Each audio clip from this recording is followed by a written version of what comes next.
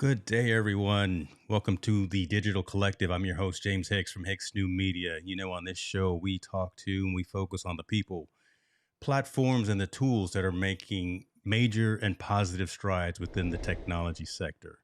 Today, my guest is a regular to the show, regular to the channel, to the stream, Mr. Alec Johnson. He's coming to us from the future, coming to us from Thailand. He is a self proclaimed recovering perfectionist. You'll see that from the sweatshirt that he's wearing today. But I like to more affectionately refer to him as an efficiency expert and a technology consultant.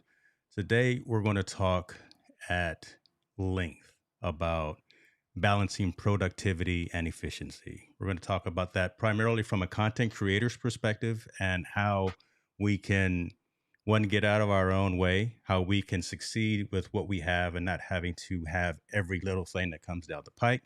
And hopefully we can make this an engaging session as well with you, the audience. So with that, let's get ready to get into it.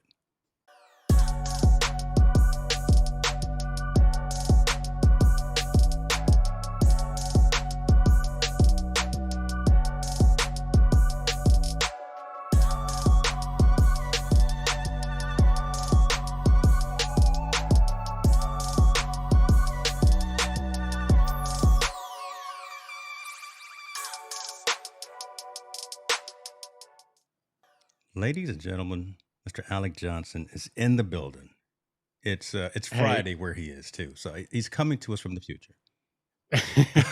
hey James, how are you doing? I'm fantastic, sir. It's always good to see you. I appreciate you for taking the time to join me and join my community in the audience and have this discussion. This is going to be really, really eye opening. Maybe a therapy session, maybe for me as well. So selfishly, I'll say that, right? Just to sit Yeah. here with you and to have this discussion. So talk to us a little bit before we get going. Again, you're not a stranger to the show, and I asked you before the first time that you were on about your origin story. Let's not necessarily do that from the long scope of that because again, you've done so many different things, and people need to check out the Wikipedia page on Alec Johnson. I'm sure there's one out there. Um, but let's talk about who you are from the content delivery, content creation perspective, if you don't mind. Yeah, sure. So I started my YouTube channel, Take One Tech, just over a year ago. So May the 15th last year, and it's been quite a journey. The reason why I started the channel was actually just to practice the idea of creating videos in one take, and that was because I was creating course content and material for some other businesses that I was involved in, and so I needed a way to create those videos sort of quickly and efficiently, crucially without editing, because I was doing my own editing and I was my own sort of worst enemy when it comes to that. So I wanted to eliminate the editing altogether. And so, as I say, the channel was really just a way to practice this whole process of creating videos in one take. And then obviously the channel name Take One Tech. It's about tech and specifically the tools that I use to get these things done on my Mac. And it just turned out that Ecamm Live was the application that I was using to create the videos, and that became one of my favorite applications. And so the channel ended up being more of a Ecamm Live and Stream Deck channel, as that's what's over 50% of my videos are about that. But then, yeah, just been sort of growing it over the past year and a couple of months or so, and looking at ways to actually now develop this into a full business. And whereas in the early sort of days of the channel, I was just doing it for a couple of hours every morning to just create a video every day. Now I'm actually focused a lot more on, allocating more time to it and actually being a lot more serious about it as a business in itself. I love that. I love that. And no, this is not a Ecamm commercial, even though we do love it. And I know some folks are probably watching some of my VMix fans and some of my other platforms. But listen, we speak truth to the platforms and the tools that we use, and we're going to go into that. Mhm.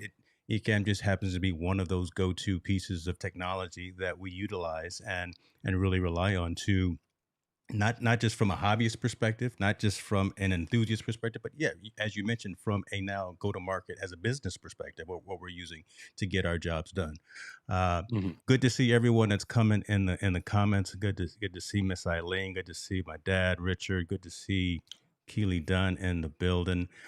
Let me start with this because you started talking about using some of these tools, using some of these platforms now, again, more seriously, again, not just from a hobbyist or not just from a passion project perspective, but again, more from a business.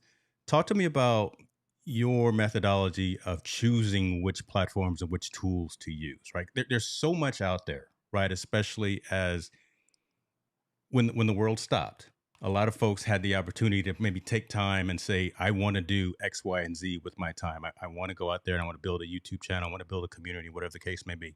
And there's so many tools out there and there's so many applications, hardware and software and things of that nature. How did you go about the process of deciding on what to focus your efforts on, if you don't mind me asking? Mhm. So there's some parts of it that are just kind of ingrained in the way that I do things. So from a sort of task management productivity side of things, then I've just been a an OmniFocus user for years now, for 15, 16 years, and they get the whole getting things done methodology for productivity. That's kind of the tool that I use for managing that. But then when you come on to the sort of content creation side of things, there's a whole load of new potential tools that we could be using. And it is a challenge, to be honest, finding the one that works right and getting it into a workflow and not getting distracted by the next new tool that's come along. Yes. Yeah. And so, I mean, I think the whole reason why we started the conversation and we ended up here having this discussion was around the tools like Descript, for example, which is a great tool for importing an entire video or audio file, and it will give you all of the text from it, and then you can edit within the text. So you're editing a video or audio in a sort of text document style, eliminating words and so on. But then it is just doing the edit for you in that respect. And this is something that, as a technology lover, I'm a total geek. I love all of Mhm. these things. I love playing with all these tools. That was something that I just jumped on straight away and promptly never really used because it didn't actually fit within what I was doing, which is this whole thing of, one take videos where I actually don't want to be doing the editing. And even Right. though Descript makes it easy to go in and do these things, when I started allocating basically a couple of hours every day to this, and that includes setting up for a video, recording a video, making a thumbnail, making a description, and posting a video in a day in 2 hours. It's actually quite a stretch to think that, oh yeah, now I'm also going to go and import that into Descript and start doing some other stuff. So I never actually really used it, although I was Okay. paying for the for the subscription Right. Right. for a couple of Mine months. just came out today, right? $30 a month. So yeah. Yeah. So I then cancelled it, but around the same time, I was also looking at Jarvis or Jasper AI as well, which Right. is for writing content, because I thought, well, what I want to be doing is writing blog posts and things like that around the content that I'm making, the video content. So having that as a tool to use for that would be great. And again, it's an amazing piece of technology. The way that it works is just mind-boggling. So I got sucked in by that. But again, I paid for that for a couple of months and promptly didn't use it. And ultimately, I cancelled those two Okay. subscriptions.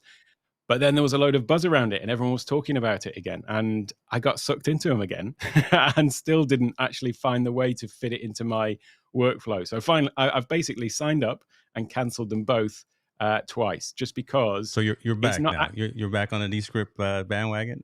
No. No, no, I've cancelled it again. Okay. I've signed up and cancelled twice. And it's one of those things that I still will be using it at some point in the future, but it's just not right for me at the moment. And it is a challenge to find things that work for what you're trying to do, and not actually just be distracted by some things that look cool. There you And go. that is Okay. the So crux of it, really. so let's go down that path right there because that's a huge piece of it, right? Again, I as well use those platforms and use those tools. And like I just said this morning, Descript kindly took their $30 out of my Apple card. But Uh-huh. when should we stop? Right? Again, like AppSumo. Okay, I follow AppSumo because there's a lot of startup organizations, a lot of technology companies that are releasing apps and platforms that do something very similar to. You mentioned OmniFocus. That's kind of dating yourself. I actually mentioned FileMaker Pro by accident the other day. I I caught that. I used Did to you? use FileMaker Pro. So Yeah. I dated myself on that too. But again, when do we stop chasing that next thing that automates or tweets or tweaks our workflow a little bit better, right? When do we stop chasing that next thing? When does the next script not intrigue us to want to try that? When does the next Canva not entice us to go away from actually building those graphics and those things of that nature. Mhm. What was it that made you decide to not use Jarvis and Descript? Was it just you decided that I was paying for it, and I wasn't using it, or I knew how to do those things manually? It was that, yeah, the capabilities that they've got just weren't in line with my ultimate goals. So Hmm. I was wanting to use them because I wanted to use the tool. I desperately wanted to use this Okay. cool new thing that I could yeah, record my voice into it. You know, what do they call it? The overdub in Descript, for Yes. example. Right. The technology behind it, because I'm a tech geek, it was just fascinating to me, and so I wanted to try it from that perspective. But actually, because I'm not doing any editing, and because I'm not actually still writing blog content, and then it also comes back to, actually, if I'm writing blog content, I'd rather just write it myself, because it's you know what I mean. It's got to be, it's got to. I don't, the word authentic. It's got to Right. be, Right. I'm not just creating You don't some want the sort of AI sales copy for robot someone. doing the Alec Johnson thing. Okay, that makes Yeah, sense. kind of. Yeah, yeah, yeah. So I think that, like, I much prefer to just articulate my thoughts myself. So from that point of view, it's better from that standpoint. But also, I am just still not quite. I haven't quite allocated the time to create all that blog content and things like that I'm doing just at the moment. I'm quite happy with just the my outlet for that is really just into my well, I don't want to sideline us into Discord, but in my Discord server, that's where I'm writing those little sort of article style things about stuff that's going on in the background. But Okay. I Okay. think the point to because the point to where you don't get derailed by stuff is where you've got something that's actually working. And I used to be, before I actually settled on GTD and OmniFocus, I was in the whole sort of productivity space, as it were, Hmm. where there was lots of people talking about productivity, and there were lots of us that were learning about productivity and the new systems. And if I'm guessing there were others like me who spent that much time actually learning about the latest new system, that they never actually got anything done. So Right. How it many times can you read Atomic Habits and actually before you start putting them to use, or how many times can you exactly. do a Pomodoro method and not Yep. actually getting things? Okay, we won't get into that. But Mhm. okay. So with me, the reason why I don't look at any other task manager, you could tell me the latest and greatest task manager that's out, and it's got all these bells and whistles, but nothing will take me away from OmniFocus and GTD, because for me that is just a solved problem now. For me, the whole Wow. task management thing with those two tools, I've got no reason to. It would be like somebody come to me and telling me there's this new way to walk. You move your legs differently. Do you know? It's like it's completely part of my sort of routine, really. Okay. So that's the point where you have to stop. So I've been in an evaluation stage, though, with all these other different tools. I don't think there's anything wrong with trying out these new things if it's in something where you've got a problem to solve that is new. But yeah, when you found one that works, there's something to be said for just sticking with it and becoming the expert in that for yourself. Yeah, that's a good point, and I think I'm come at it from a couple of different perspectives, right? I really think when it comes to your individual needs, your individual business, what you do to get your things done, find Hmm. the tools and platforms, software and hardware that works for you. But as Hmm. technologists, as subject matter experts, as coaches, as providers, and I don't like the I don't even like the word influencers. I like the word advocate instead. But Hmm. we are almost expected to have some generalist knowledge of those other platforms and those other tools, right? How can Hmm. someone uh, buy Alec Johnson the coffee of saying, I want to have you come and consult with me about building out a studio or building out a technology environment, whatever the case may be, if you have no knowledge or you have no insight or a little bit of understanding about those other tools, those other processes. So Hmm. it is still, in my opinion, almost our duty to be aware of those. Yeah, we don't always have to spend Sure. 30, 40, $50 a month or pay the annual subscription to those different platforms. But I like the fact that you're cognizant and conscious enough to say, this isn't for me. Right. Hmm. I've done it this particular way for X number of years or this long period of time, and this works for me. So let me continue to do that as opposed to complicating the system because the system's already Hmm. complicated enough, right? Trying Hmm. to squeeze something out of 24 hours and do the content creation, the content delivery, the content marketing, all the things that drive the machine. Hmm. When you start trying to be too efficient or too automatic, you lose something.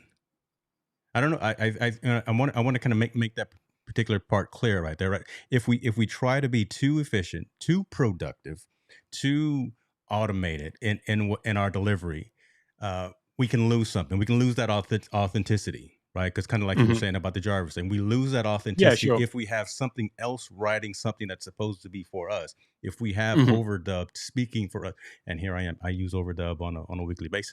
But again, if we use these other tools to do what it is that we know that we is a differentiating factor for us, we lose something. Hmm. Hmm.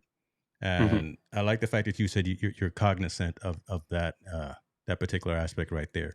Eileen is talking about what we were talking about AppSumo. Do you use Product Hunt? Yes, Product Hunt. I've got the app on my phone too, and the notifications come, and it's a shame, but uh, yes, I Product Hunt is on there too.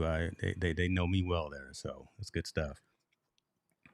I will say as well that the example of, for me, OmniFocus and GTD, Yeah, that just does feel like a solved problem. Whereas there's other things where if you've got an app that you know that there's drawbacks of it, or it's not the right, that there could be improvements to it, then that's where I'll also be going hunting around for other things as well. So it's not just a case of just sticking to one thing necessarily. If there are clear sort of gaps in its functionality as well. talk to us a little bit about, and some of us know. Again, I hate to make the assumption, but I know what OmniFocus is, but tell folks what OmniFocus is, because again, that's one of those legacy just works platforms and tools. Talk to the folks a little bit about that. What OmniFocus is, real quick.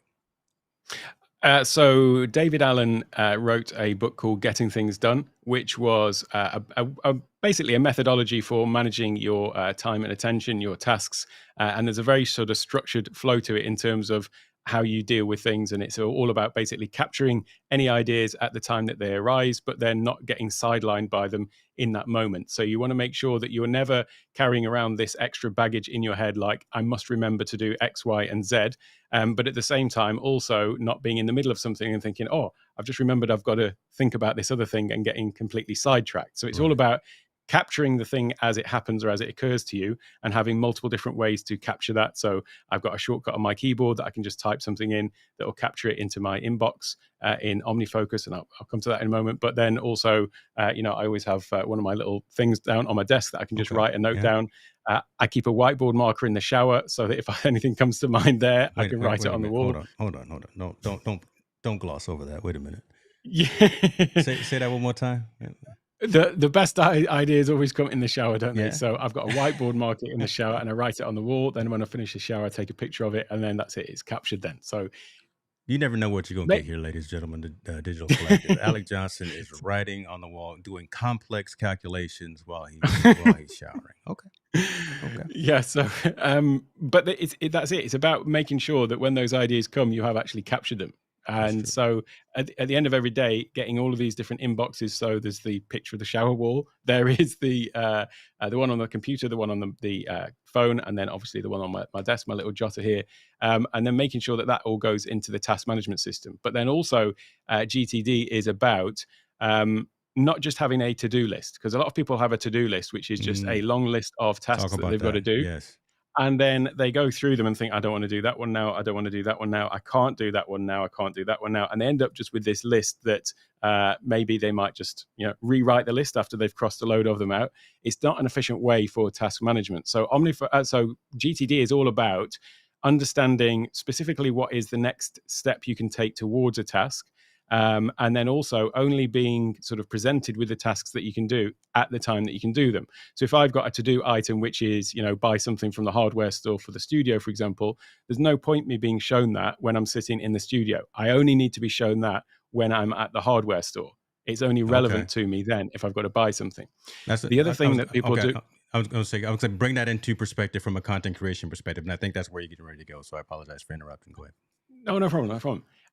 And it's the same with other tasks, with things. A lot of people think that something is a task, whereas actually it's a little mini project. And that might be, for example, I've got to hang something on the wall in the studio. But actually, the first step to that is I need to go and get the tacks or the nails Hmm. or whatever to use to actually hang it onto the wall. And what happens is, if people haven't really broken down what's the actual next step they can take towards doing this thing, then what happens is you look at your list and think, oh, I've got to hang that thing on the wall. It's like, oh, I can't do it now because I need this other thing from the hardware store, for example. And so it's understanding, is something actually a single task, or is it in effect a sort of small mini project in itself? And what is the next step that you can take towards it?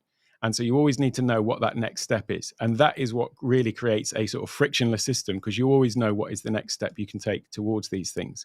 So OmniFocus was basically built around the GTD system. And so it is a task manager, but it's so much more than that. It's because it's all based around GTD. Mm-hmm. It has geolocation in it. So if I put in a task and I know that it's something that needs to be done when I'm at the hardware store, then it will show me that then.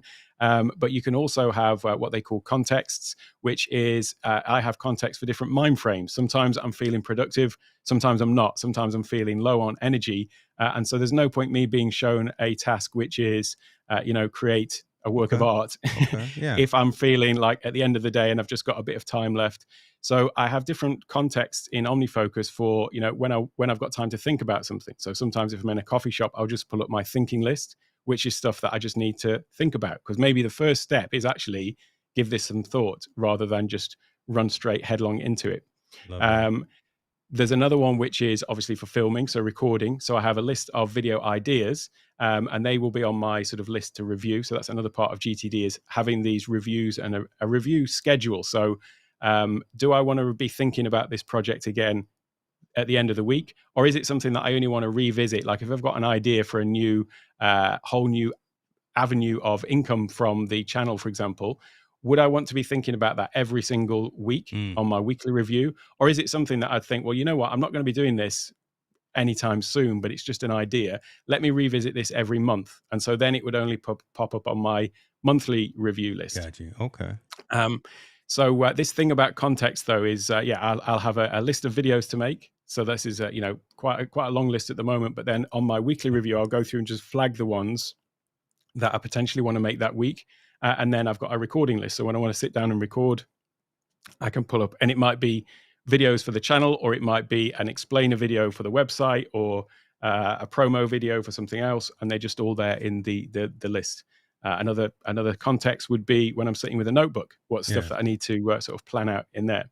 And that's how I sort of use OmniFocus. Is it basically manages all of my tasks, but only shows me the ones that are relevant to the situation that I happen to be in terms of the physical location, but then also the mind frame that I'm in as well, and the sort of way that I'm feeling at that time, and whether I'm in the mood for being creative or just doing monotonous admin or things like that. Well, that right there was going to be the next question I was going to ask, right? I can hear and understand how OmniFocus may have provided clarity, right, in terms of what you're doing. But I wonder, has it also simplified your workflow, right? Because again, now every minute piece of what you have to do about every project, video aspect of your business, you now see it.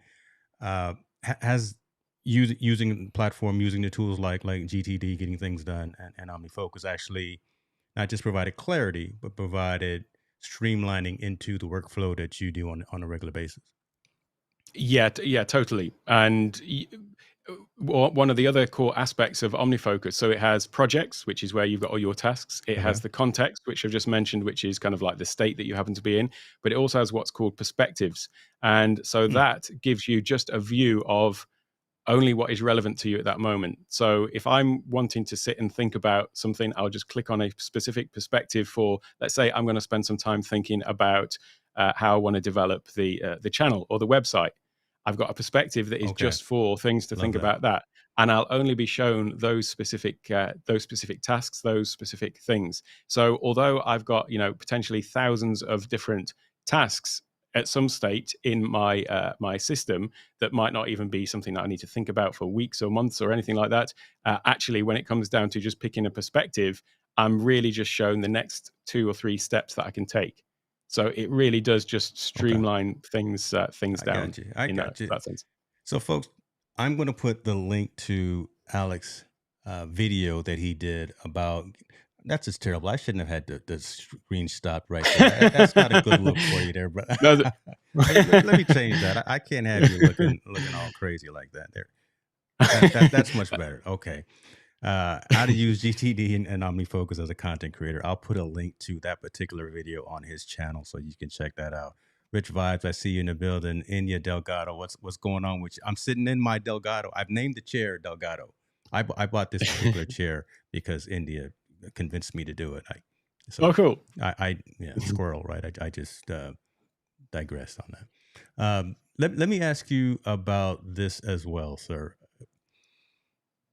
Leveraging community. You mentioned about the fact that you're using Ecamm. You mentioned Discord as well, and shouts out to Discord for creators for Keely for being here.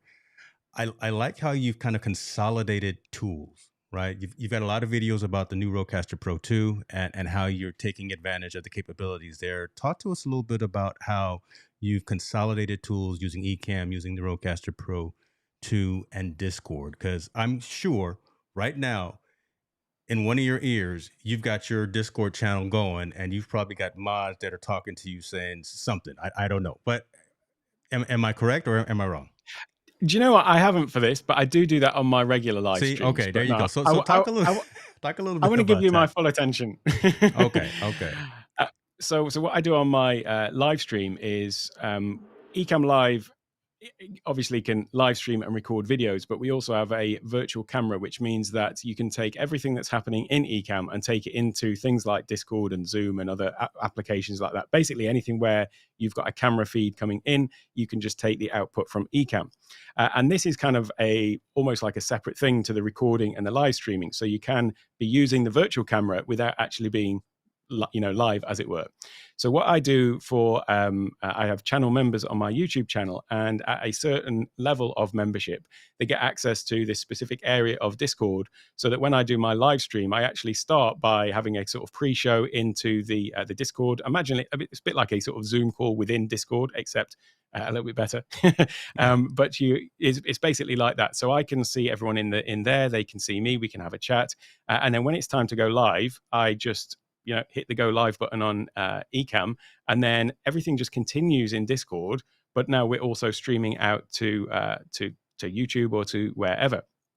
And with the Rodecaster, or the Rodecaster 2, because you have separate channels into the computer, I can control all of the levels of those independently. So I am live streaming to YouTube, but I can still hear everyone in the Discord. I can see them, but it's not going out into the stream. However, if I do need to sort of pull somebody up, or somebody wants to, someone's got a question and they want to come on screen, as it were, then I can still do that just by, adding them into the mix, as it were, in the Rodecaster, and then I've got scenes set up in Ecamm to show the person that's talking in Discord as well. And then after the stream ends, when I click the end button on Ecamm, again, it just still continues seamlessly into Discord, and then we just have a chat there for usually an hour or so, sort of an after show about what's going on. And I've really just, it took me a while to get into Discord, and it's thanks to Keely for subtly just mentioning to us repeatedly, subtly, as we all resisted. There was quite a few of us that were stick at all of our heads is what you did. around the head. Yeah. But it's just it's been a revelation for me, to be honest, and I do owe it all to Keely. I set up my own server to begin with, but I did it completely modeled off everything that I'd just watched Keely doing with Doc Rock's server, and now she's doing it with the Ecamm server and other people's server, and in her own as well. And so I basically just totally modeled that. I went a little bit off reservation a little bit to do some of my own stuff, but made it your own. Keely, made it your own. Yeah. But usually those are the things that didn't work, and Keely's brought me back into line. So she's with the field hockey stick. Okay. Yeah, but she's officially the channel manager for my Discord. Sorry, the server manager. But to be honest, that is a total disservice, because that implies that she's managing something that I've created, whereas really I would say it's the other way around. She's more the architect and the the mastermind, because I've just copied what she's done, and she's certainly like a consultant on all things Discord. It's where I go to. Yeah. It's where I've learned everything from, basically. So I love that. I love giving her flowers as well, because good things to good people, and she's done some phenomenal work and continuing to help unselfishly with folks who are wanting to build communities. So let me ask you this though about that whole aspect, because we're talking about productivity, we're talking about being efficient, and I know the answer is yes, but again, I want to hear it from you. I was going to say from the horse's mouth. I don't want to call you a horse, uh, but how has that made what you do from a content creation and this journey more effective? Right? How have you been more able to serve your community and serve what you plan to do for calendar year 2022 on calendar 2023 in terms of your delivery Mhm. of products and services?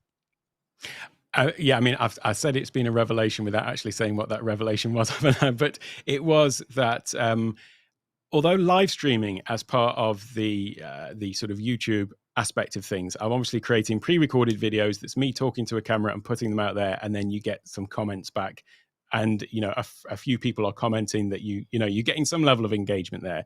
Live streaming is really that extra level of engagement Yeah, where you're actually getting the chat coming in, but it's still a very disjointed conversation. It doesn't feel like a conversation when you live stream. It's very much sort of one person, or two in this case, on the screen. We're getting comments coming in, but it's not a normal conversation. If you ask a question, there's a delay while people come back with their answers. Often, I would go through something on a live stream and then I'd go back to check the comments, and maybe the context of the comment had been lost. And so there's this very much sort of disjointed nature of the conversation with mm, people in the chat.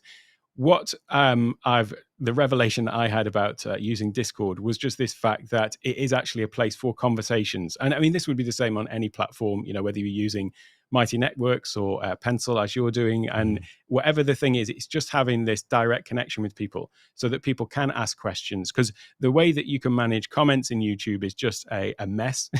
you true, you get the true. you can see when somebody comments, but actually having a thread of a conversation and actually other people engaging and getting the benefit of those conversations, because people ask great questions, but most people don't get to see them because it's just in a comment of a Yep, video. yep. They've watched the video and it's gone.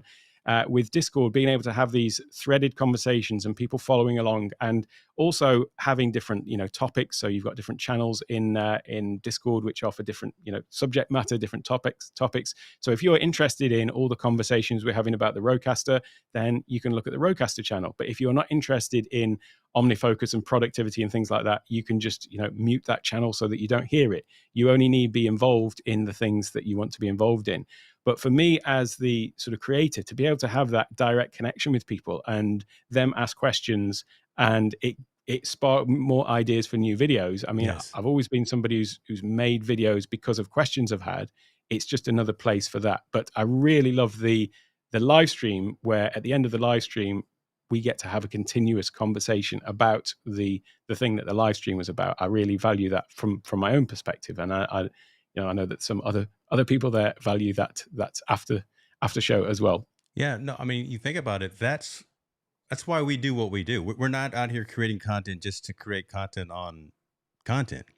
We're Mhm. out here trying to build a community and make sure that we're meeting those needs. And if you can have those conversations, if you can have that engagement, those chats, and those conversations with the people who are directly your members or your subscribers and things of that Mhm. nature, and you can put out a video or a piece of material that directly answers their question, right? Mhm. You've got a fan for life, right? And then they're going to go spread it out across their sphere of influence and tell someone else, and that other person's going to watch it and tell someone else. So that's what it is that we do. What we do, we don't do it for. We were talking about this before we went live. We don't do it for the Google checks on the 21st of the month. Those are Yeah. nice. Those are great. Uh-huh. But that's if that's what you're doing this for, if you're just waiting to get monetized so you can have the fancy, little merch shelf at the bottom so you can get the AdSense checks and you can do all that, then you're really in this, you're going to be sorely disappointed, because that is not what this journey is all about. It's about connecting with folks, building community, having conversations, sharing stories, all of those fancy words there that I normally don't speak because I'm a regular blue collar kind of guy. I don't know. And also it being more two way as well, because I'm Yeah. I'm just learning all of this stuff. The stuff that I make videos about is generally the things that I'm learning myself. So the reason Mm, why I don't normally make videos about GTD and OmniFocus and stuff like that is because, as I've mentioned before, that's just something that's part of my routine. I'm making videos about Ecamm because I'm learning how to use it myself. And so the best way to sort of get this thing embedded in my own mind is to actually learn it and tell somebody else about it, and learn the process of creating the videos, how to embed all this knowledge in my mind. So that's why I tend to make videos about these things that are new to me, about the Rodecaster, about the gear I'm using and stuff like that. It's the tools kind of that I'm learning most are the ones that I make most videos about. I And so love it. with that in mind, I love it. the community is my way to learn as well, from the people who are also in the process of learning about the tools that I'm learning about, and they're giving their perspective and their view on it, and I'm learning from that as well. So it's serving me in that respect too. Yeah, I mean that's the win-win-win right there. Again, Hmm. that just strokes the egos or strokes whatever. I mean, the will to continue to get up and do it, turn these lights on, press record, and do what it is that we do. We Hmm. mentioned Ecamm. Let me give a shout out again to Ken and Glenn, because this second release of the new beta works so much better. I have no issues with any of my overlays or anything is working perfectly as it didn't the other day. But yeah, because so all you Ecamm folks, go out there and get the second. Was it version 14? I don't know. It's version 4. It's actually beta 4, because I don't the know. the three Well, the first three, public one was 4. 3, and then 4 After yeah. after Glenn did the announcement, there's been another one. So go get the one That's it, from yeah. today. I said it from today, but Mister in the future here, he's already had it for 24 hours. So I don't know what's going on with that. Uh, Let me ask you about finding balance. Hmm. Right. Again, the fact that we and you are doing so many different things, that you're evaluating so many different processes, tools, and platforms and things of that nature, serving multiple aspects of your business, the community, the content that you want to create that resonates with your community and things of that. And not necessarily a GTD thing or not necessarily an OmniFocus thing, but how do you find balance in the content that you create, and how do you keep yourself balanced by not getting spun out of control or burning out? Um, Having a routine is something that's very important to me. So I've always had, quite been, I suppose, fairly regimented in terms of that. So I tend to get up at the same time. I have a same sort of morning routine, and time that I spend on different areas of my life, I suppose. But it is not something that is perfect by any stretch, and it's when something comes to sort of throw you off balance that is the real challenge. And that's actually something that happened to me over the past sort of 5 to 6 months. Just had a number of different things related to business and personal life that just sort of came out from, it took me by surprise, shall we say, and really did sort of throw me off balance. And so that is when having a system to come back to is quite important, because you need to find a way to sort of realign yourself and get back on track. But so to answer your question, I've actually struggled with that for the past, I would say, as I say, sort of 5 to 6 months, something like that, where Okay. just trying to find that balance again and realign. But still getting stuff done using all of these systems and so on. But re-evaluating my schedule. So whereas in the sort of last year, the end of last year, I was always getting up, creating my content at the same Right. time every day. That was the time that I got allocated to it. Whereas now, I've sort of restructured my day, really, and so it's been a case of having to get back into that routine and make that routine. Once you get out of the routine, it's sometimes work to re-establish a new routine, basically. So let me ask about this, because for a while you were on a mission and you succeeded at this mission of creating a video every single day for over a year. For a year, but you did it for over a year. Are Yeah. you still What's doing that? No, so what it was, I wanted to do 100 videos in 100 days, and I did that, and then I extended that to Yeah, 365 dude, you videos kept in a going. year. Right, you Yeah, yeah. kept going. But I actually didn't hit that. I ended up only doing 300. Okay. So yeah, and I say only. Slacking off over there. What It's the it's not something that I lose sleep over, and Right, the okay. goal was something to aim for. But I'm not somebody who beats myself up over these things. It was a large goal that I set, and that I fell short on it. But that was because of this was not my main priority. I had other things in life that were a higher priority, and these are the things that some things happened out of the blue that just distracted me and took up a lot Okay. more of my time. So I I was like this. I losing. like this pivot of where we're going. So okay, keep going. I like this piece Yeah. right here. This is some extra gold right here. Okay. So I was basically having to lose that time every morning, those 2 hours that I'd allocated to my content creation. I was just basically losing that on numerous days a week. So Mm, it ultimately came to the point where yeah, I was a little bit fell a little bit short. I started to make it back up over. I was doing Cedar Create every day in April, and so yeah. for that I'd got a whole schedule lined up where I was going to do 4 videos a day, and that was my plan to catch up.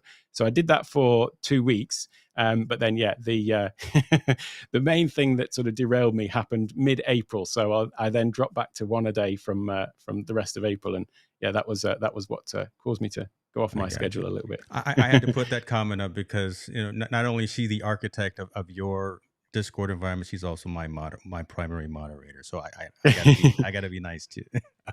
Uh, but again, when I mentioned the fact that was some extra gold that I wasn't planning on getting from you, just the fact that again being cognizant and being aware that I set a particular goal and I wanted to go this route. I actually succeeded in doing what I wanted to do, but as I was continuing to move forward, it didn't resonate with where I am today.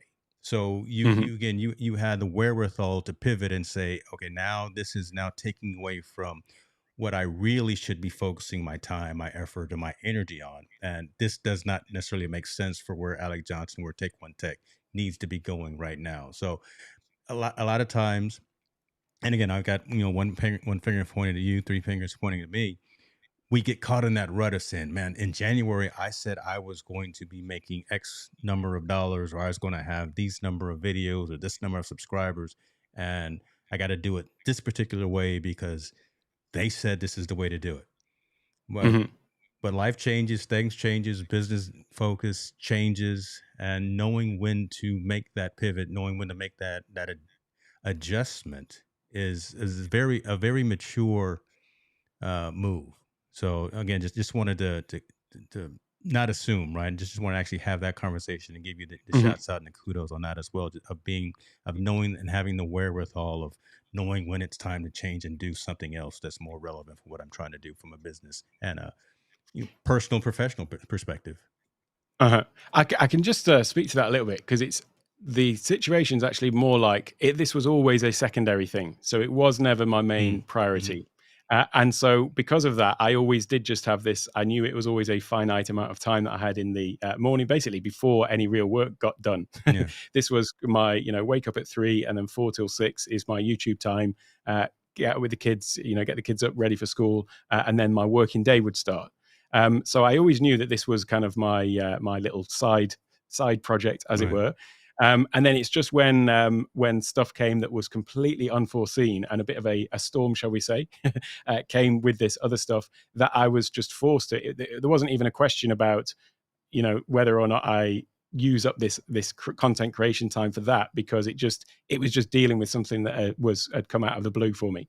But actually, what's come out of it is um, I have now made this more of my focus. So actually, having to sort of take a step back and realizing actually how much I miss this more than the stuff that I was doing. Um, and also, I talked in the live stream about how when you get distracted by things, what is it that you're getting distracted by? Hmm. And there is something in that in terms of what you're actually really underlying, what your underlying desire is, basically. And what I found as well was when I was trying to get myself back into my routine, having had this sort of, the boat was rocked, as it were, and so I was trying to figure out get myself stable again. I was getting distracted by things, and the things that I was getting distracted by was all the content creation stuff. When I had resting moments, Mm, thoughts okay. that came into my head, they were all about the content creation side of stuff. And so that's when I sort of took an even further step back and thought, well, hang on a minute, this is actually the thing that is giving me the most joy. It's calling you, And it's calling yeah, you. yeah, Well, you're in the shower mhm. and you're taking notes down. So that's I that's make it.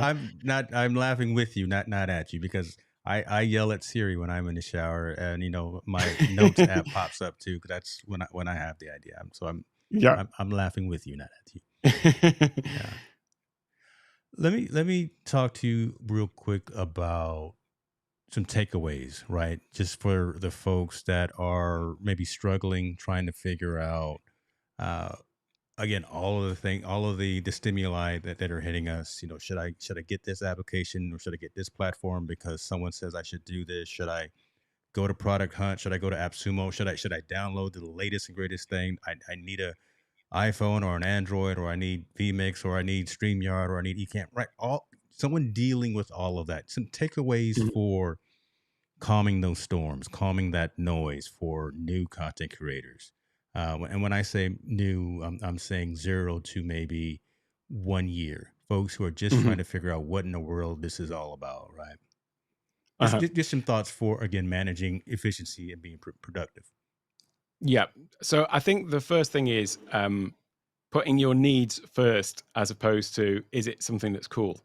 So this is something that I didn't do with Descript and with Jarvis is what is a problem that I've actually got at the moment that I need to solve, because with me the coolness of Descript and Jarvis came before any problem. I didn't actually have a problem that I needed to solve. I was only using them because everyone was talking about them. I thought they were cool. The technology was amazing, and that's the reason I tried them out.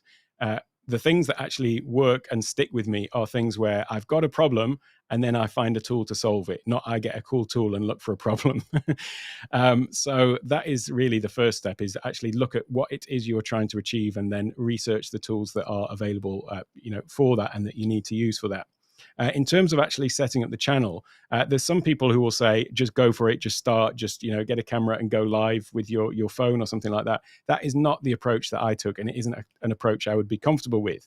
And there is a balance between that and the opposite end of the spectrum, which is the sort of analysis paralysis thing where you're just trying to get everything absolutely perfect before you go live. So for me, there's a line there where when I started the channel, I mentioned that the first time I went live or started the channel was on 15th of May or thereabouts, but I actually registered the channel a month earlier and spent a month just preparing everything. So I set up my, buy me a coffee, set up the website, set up all the affiliate programs that I was going to be having on the channel, and just got everything all lined up. But I had a deadline of, right, well, in a month, I'm going to be, starting to do my first live stream, promoting video, posting videos, and so on. So giving yourself that research time is important too, and giving yourself time to evaluate the things that you might need to solve the problems that you've got to solve, but then just sort of getting on with it. But then it's a case of again, not getting distracted by platforms as well, in terms of,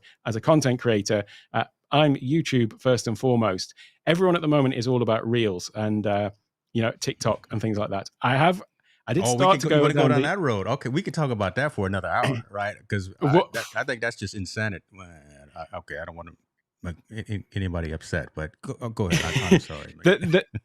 the thing about it is it's just another one of these things. It is a Yes. case of the shiny penny syndrome, Yeah. following the next thing. And what I figured was I did start going down the TikTok route. I did a load of videos for it and then stopped because I wasn't actually really into it. Then YouTube Shorts, I reposted some content there, and I re-recorded or recorded some new content for Shorts and for TikTok as well. And then I kind of stopped because I just wasn't into the short form content.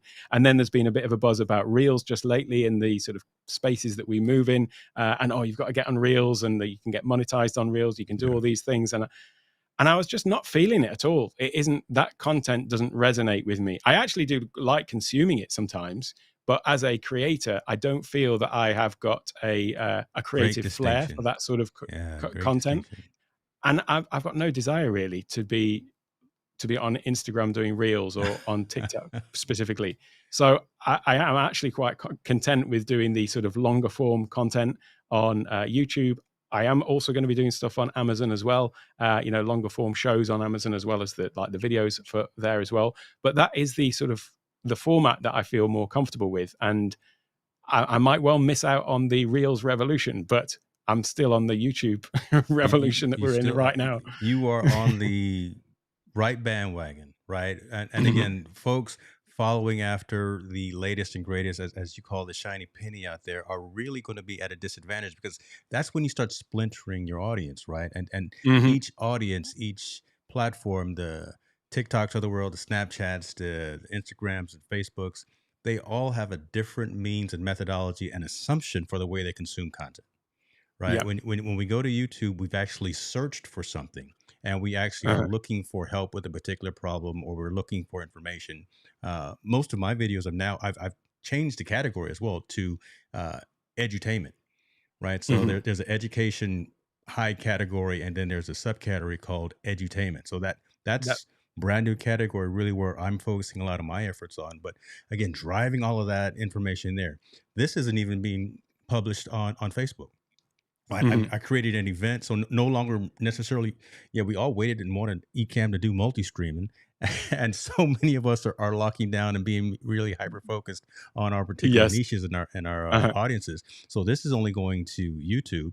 There's an event on Facebook that points to this particular Hmm. YouTube session, and then, Yep. as I was telling you before we went online, I'm going to take the video posted on LinkedIn afterwards. So a little FOMO, a little fear of missing out for Hmm. the folks on the LinkedIn side, driving them, yeah, to Hmm. YouTube, because that's going to be the primary location for having content delivery, content conversation, and things of that nature. So I Hmm. really liked the fact that you mentioned that you can't be on all of these latest things at a particular time and serve each of those audiences and each of those communities well. When you are focused on long form content, you're focused on delivering tutorials and things like that. And you can't do that in how long is it? 6 second TikTok or Yep. Vine or what is it the kids are doing nowadays? I don't know. I don't know. Tallboy's right here. He would know. How you doing, Fine. man? He would know.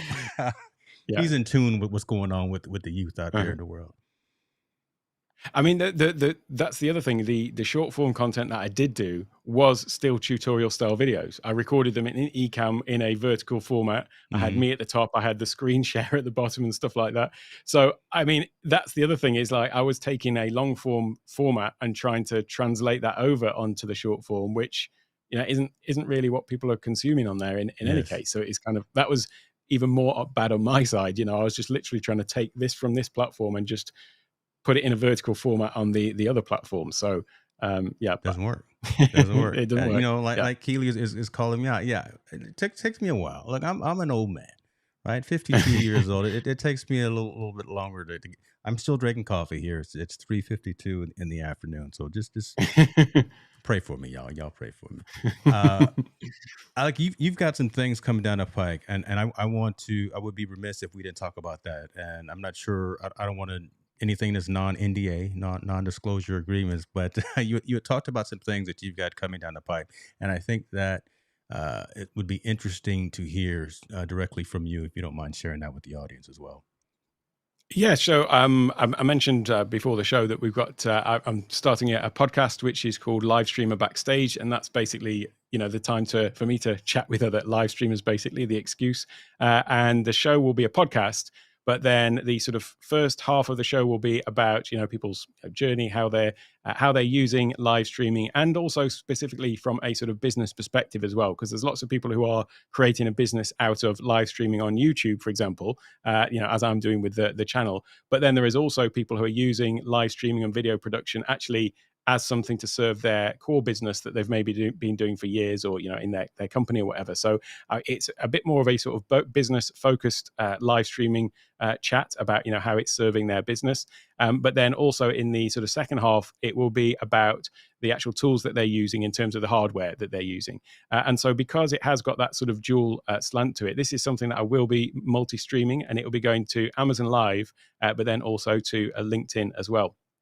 And the Amazon Live side of stuff, so I have started creating content for Amazon as well, and that is really to uh, partly serve my geekish nature and wanting to be into all of the latest tech gadgets and things like that. So I will be able to do sort of reviews on all the stuff that I use, because I do like talking about this kind of stuff. I'd never really wanted my YouTube channel to be just another gear reviews channel where I'm Hmm. talking about hardware. But actually doing that over on Amazon is the ideal outlet for it, because I'm then creating videos about all the things that I'm using in the studio, but then those are going to appear obviously on the product pages. That's how Amazon, as an Amazon influencer, there's two aspects to it. There is the pre-recorded videos, Yeah. which appear on all of the pages of all of the products, or potentially can be placed on those pages. But then when you live stream to Amazon, you have what's called a carousel, which is something that's at the bottom of the screen with a series of products in there that you can place, choose what products go in there. And then as you're talking about products on a live stream, then you can sort of highlight those. So if anyone's watching the podcast live on Amazon, then and somebody's talking about a bit of gear that they're using, then the product will be right there at the bottom and they can click through to it. Also, you have the option as you're live streaming about a product, then you will appear potentially on the actual page of that product. So when I did my live stream all about the Rodecaster Pro 2 setup and things like that, my live was literally right underneath the product on the Amazon page. So that's just another way to help people who are in the process of making a decision. Yeah. They're just about to buy a product and you're there with, somebody who's using it in real life. It can be a real sort of help to them. It's also obviously a revenue stream for the channel as well. And I see Amazon as just another way to, it's not so much a way to build community as such, but if that can feed back into the sort of Take One Tech overarching brand and back to the YouTube for the longer form stuff in there, that's kind of the thought process behind that. I'm looking on your channel right here and looking to see, have you made an Amazon live video yet? I did a Amazon live stream. So yeah, it will be there somewhere. Maybe, we're both insiders. I don't know what level I am. It's a fancy level. It's not the Monty Weaver or the Kirk Nugent level, but no, I think I'm I fancy. think I don't know what it is, but yeah. But that's a good point, folks. Listen, don't sleep on live selling. Amazon Live, we shop there anyway. I was telling Alec, I got packages showing up here every single day, and there's something that's probably going to, they're going to be ringing the doorbell here in a minute anyway. We might as well use our expertise and use our recommendations and tell others about it as well. Tell the folks coming up with us, behind us, on the side of us about the platforms, the products, the tools, the light gear, the hard drives, all of this stuff that we buy. The darn chair, right? My Delgado here that I'm sitting in, right? Yeah. But that really is this next evolution of content creation and content delivery, right? We're talking about multiple streams of income as well. Just having not just the AdSense revenue, but having merch, but having webinars, but having tutorials and masterclasses and all of that stuff as well. That's what really makes the business of content creation profitable. You can't rely just on the Mr. Beast. No one else. You can't rely on the Mr. Beast type of AdSense revenue coming in, right? You really have to differentiate and broaden your revenue streams. I think who was it? Not Monty, but someone said that at least have 8 to 10 streams of revenue coming from a content creation perspective. That's about normal and where we all should be. So, Tallboy, yeah, I just did another transition here with these scenes for you specifically, kind of like Keely was saying. This is Ecamm, man. I can move back and forth. Hold on, let me go back and forth again one more time. I put me on the right side this time. This is what we do. To that point about revenue streams as well. I mean, the main one that I've developed out of the YouTube channel has been first of all consultations. So people either want help with the live streaming and Ecamm side of stuff, or it is the productivity side of stuff. So it all tends to be people who are using this in their business and want help with setting that up. But the primary source of income that has been generated out of the channel has been the courses. So I created an Ecamm Live Masterclass and a Zoom Masterclass, and those have just been the primary revenue source from the channel. And the reason why I created those was, specifically the Ecamm course, they're developing the software at such a rate that the videos that you have on YouTube are out of date very quickly. But they're not out of date to such an extent that you could just completely take down the video, because a lot of it is still relevant, but maybe there's some new way to do certain things. And so I wanted to create the Ecamm course just so that that's something that, when people sign up, it's lifetime access, and then I continually update it with all of the latest features. So you just know that you've got access and you can always go to it to get, if you want to know how to do something, you'll always be able to go and get the latest information there. And what I've found is, although in theory, at the time of releasing the masterclass, there was, all of it in some way or another was covered in my channel, but it's a case of where is it all and how do people Mm. know what the latest information is. And so what people like is the convenience of knowing that they've always got the latest information in one place, and that's where they're going to go to find it. Same with the Zoom course as well. That was all about how to use Zoom and how to look more professional on Zoom, taking all of the lessons learned from live streaming and things like that, and packaging that all up into a course about Zoom. But I've got a whole list of in my OmniFocus list of other courses to make on various other different topics that are all related to my content, where people just want to know that they can come and get this, that have the latest information to hand. So I love it. expect more of those. Man, that cannot stop this man. He's already living in the future. I know, right, right. Alec looking sharp, man. Alec Johnson in a suit is just a good thing to see right there, man. Listen, you, I love you, man. I love what you do because you are so honest and you're so giving to the community because you have an understanding of how business works. You have an understanding of how communication works. You know how to deliver a high quality product, and every single time you turn those lights on, you press record. That's what you give us. All right. Oh, thank you. So, want to give you those flowers, man, and really also want to say thank you again for coming back and talking to my audience about this particular topic and this particular subject. I hope this resonated with folks.